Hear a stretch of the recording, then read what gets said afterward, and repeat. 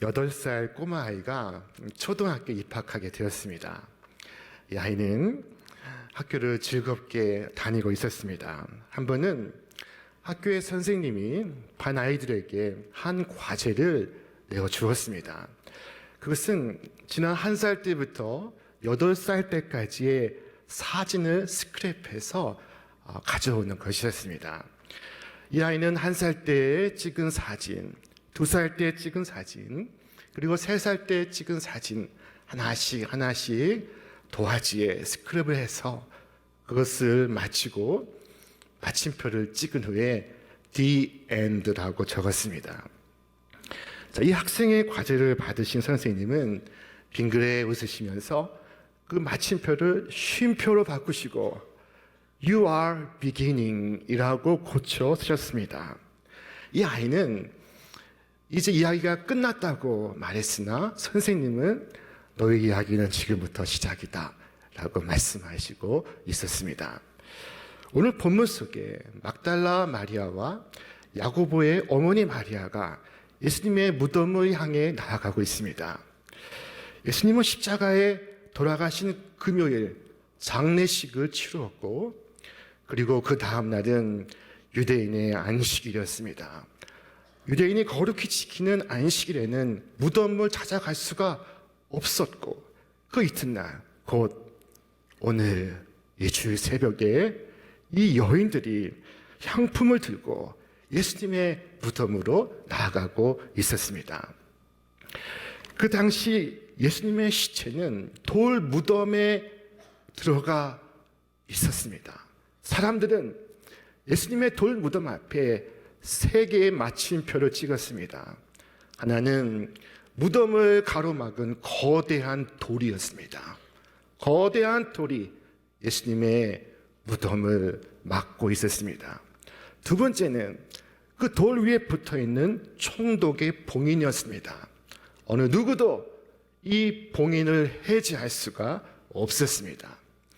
마지막 3번째는 무덤 앞에 지켜 서 있는 로마 병사들이었습니다. 자, 이들은 무덤을 지키고 있습니다. 예수님의 무덤을 향해 나아가는 이 마리아 여인들 손에는 예수님의 시신에 바를 향품이 담겨 있습니다. 그들은 거기서 다시 사신 예수님을 만날 생각을 하지 않고 있습니다. 그들이 그곳에 가는 이유는 예수님의 시체를 만나기 위함입니다. 부활하신 예수님을 만나 뵈러 가는 것이 아니었습니다. 어디까지나 죽은 예수를 보고 싶어 가는 것입니다. 마침표를 확인하려는 것입니다. 이 여인들의 정성은 참으로 눈물겨운 것이지만, 그러나 그것은 하나님의 계획에 정반대로 맞서는 일이었습니다. 그들은 주님의 말씀을 믿지 않고 있습니다. 주께서 뭐라고 말씀하셨습니까? 내가 다시 살아나리라. 그렇게 무덤을 나왔지만 그들은 과연 예수님의 시신을 찾을 수 있었을까요? 그렇지 못했습니다. 그들은 빈 무덤을 발견했습니다. 무덤을 가로막은 거대한 돌은 굴려져 가 있었고, 그리고 무덤은 텅 비어 있었습니다. 그것은 마리아에게 충격이었고 큰 슬픔이었습니다. 마리아가 무덤 밖에 서서 울고 있습니다.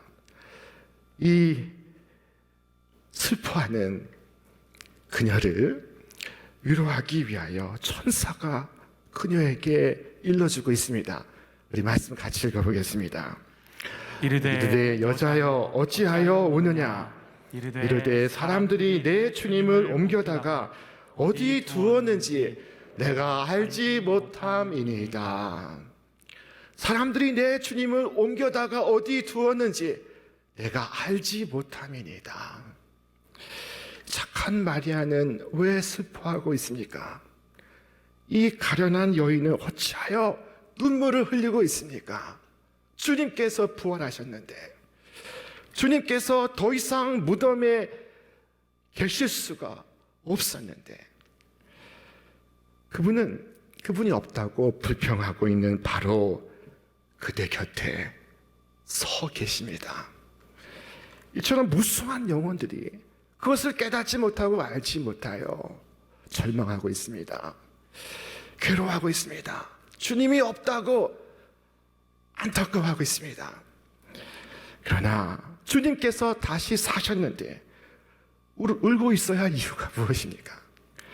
자, 때로 하나님은 내 눈에 좋은 것을 앗아가십니다.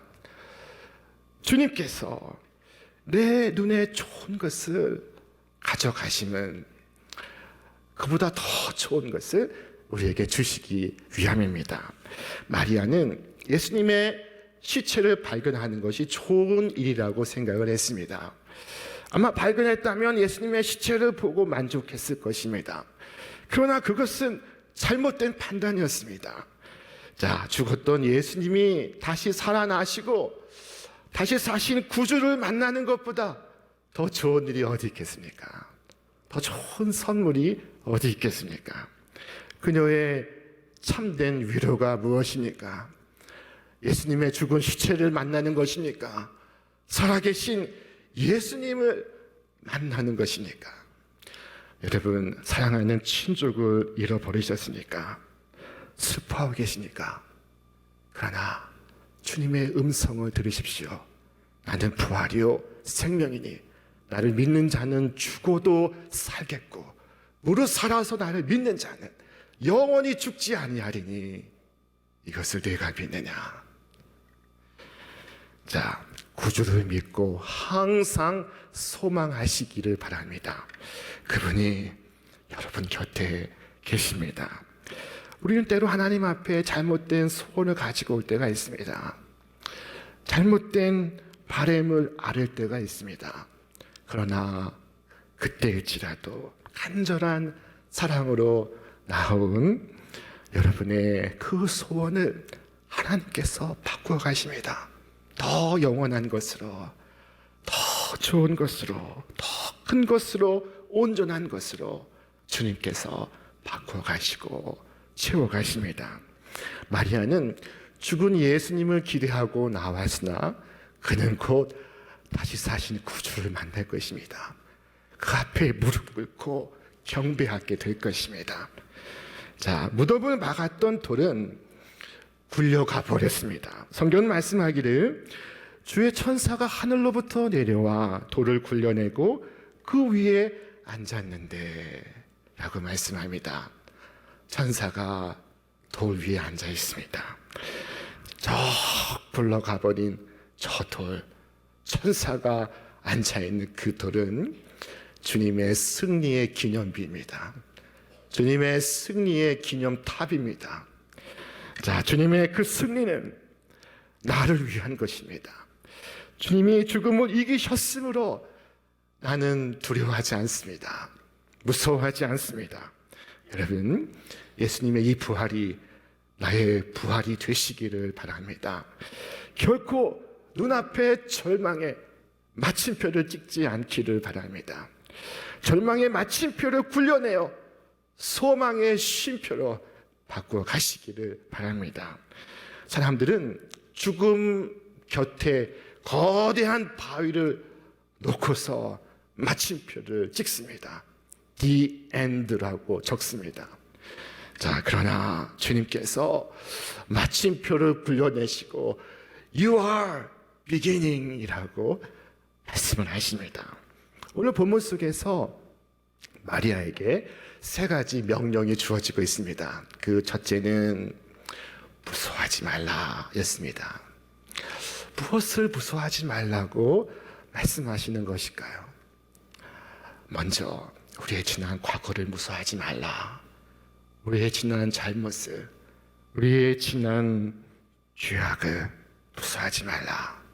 우리의 모든 죄가 사함을 받았습니다. 그 다음에는 현재도 무서워할 것이 없습니다. 다시 사신 구주께서 나와 함께 계십니다. 내 곁에 계십니다. 내 손 잡고 계십니다. 자, 그 다음은 미래도 무서워할 것이 없습니다. 그리스도의 부활이 나의 미래를 보증하기 때문입니다. 그 부활의 능력이 나의 미래를 보장하고 있습니다. 주께서 말씀하셨습니다. 내가 살아났으므로 너희도 살 것이라. 그러므로 무서워할 것이 무엇입니까? 두려워할 이유가 무엇입니까? 그리스도의 소망이 우리에게 놀라운 소망을 주고 있는데 우리가 왜 두려워하고 있습니까? 예수님은 어떤 상황에서도 어떤 시험 속에서도 나를 구원하실 수 있습니다. 나를 붙드시고 나를 구하실 수 있습니다. 저 돌 무덤 속에 거대한 바위가 가로막고 그 위에 봉인을 하고 사람들이 지켜 섰을지라도 주님은 나를 건지시고 나를 불러내실 수 있습니다. 둘째는 와서 그가 누우셨던 것을 보라 하시는 명령이었습니다. 왜 우리가 예수님의 무덤을 방문해서 보아야만 할까요? 자, 그것은 우리가 우리의 죄의 결과를 애통해 하기 위해서입니다. 우리의 죄를 대속하시기 위하여 우리 구주께서 십자가에 못 박혀 돌아가셨습니다. 저 하늘의 영광을 소유하신 분께서 우리의 죄를 씻으시려 죽음의 차디찬 바닥에 누우셨습니다. 우리는 우리의 죄를 해통하기 위해서 주님의 무덤 앞에 섭니다. 우리가 죄에 대해서 그리스도와 함께 죽기 위하여 무덤 앞에 서는 것입니다. 예수님의 무덤을 방문해야 하는 이유, 그것은 또한 그것에 우리의 소망이 있기 때문입니다. 여러분, 와서 누우셨던 것을 보십시오. 주님께서 거기에 거하시지 않습니다. 우리가 그곳에 영원히 거하지 않습니다. 주님은 천국에 올라가 계시고 우리도 천국에 주와 함께 거하게 될 것입니다. 와서 그 빈 무덤을 보십시오. 설명할 필요가 없습니다. 와서 보십시오. 주님의 부활은 비유나 상징이 아닌 실제 사건입니다. 예수님의 부활은 수많은 역사적 증거를 가지고 있습니다. 그 첫째는 예수님의 무덤이 비어 있다는 것입니다. 무덤의 입구를 가로막은 거대한 돌이 굴려져 가 있습니다. 그곳에 누워 있어야 할 예수님은 보이지 않으시고 예수님을 감쌌던 세마포와 예수님의 머리를 둘렀던 수건이 곱게 개어져 있었습니다. 여러분, 그렇게 잘 정리된 세마포와 수건이 예수 부활의 증거입니다. 세상에 어떤 도둑이 무덤을 도구로 하면서 무덤 속에서 옷을 벗기고 수건을 벗겨 곱게 정돈하고 몸만 가져갈 수 있습니까? 어떤 도둑이 세마포를 곱게 개어두고 갈 수 있습니까? 빈 무덤은 예수의 부활을 증거하고 있습니다. 나아가 수많은 사람들이 속속 부활하신 예수님을 만나고 있었습니다. 이제 이 여인들은 곧 주님을 만나게 될 것입니다. 엠마오로 내려가던 2명의 제자도 예수님을 만나게 될 것입니다. 도마를 빼놓고 많은 사람들이 예수님을 만나게 될 것입니다. 도마를 포함하여 또 많은 사람들이 예수님을 만나게 될 것입니다. 저 디베리아 바닷가에서 물고기를 잡는 많은 사람들이 예수님을 만나게 될 것입니다. 예수님의 부활은 단지 시각적으로 목격된 것이 아닙니다. 그것은 감각적으로 만진 바 되었습니다. 예수님께서 말씀하셨습니다. 내 손가락을 이리 내밀어 내 손바닥에 못자국을 만져보라. 내 손을 내밀어 내 옆구리에 넣어보라. 그리하여 믿음 없는 자가 되지 말고 믿는 자가 되라 하셨습니다. 자, 주님은 유령이 아니었습니다. 주께서 말씀하셨습니다. 영은 살과 뼈가 없으되 너희 보는 바와 같이 나는 있느니라. 또한 주님의 부활은 제자의 삶을 놀랍게 변화시키고 있었습니다. 그들이 담대히 나아가 증언하기 시작했습니다. 자, 우리 말씀을 같이 읽겠습니다. 십자가에 죽은 예수를 하나님이 다시 살리셨는데 우리가 이 일의 증인이로다. 두려워하며 숨어있던 이 제자들이 다 밖으로 나와 생명을 걸고 부활하신 주님을 증거하고 있습니다.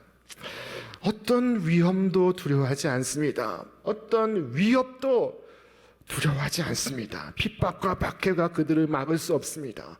행정당국은 그들을 소환했습니다. 너희가 다시는 예수의 이름을 말하지 말라. 제발 말하지 말라. 그때 그들이 뭐라고 답했을까요? 우리 말씀 같이 읽겠습니다. 베드로와 요한이 대답하여 가로되 하나님 앞에서 너희 말 듣는 것이 하나님 말씀 듣는 것보다 옳은가 판단하라.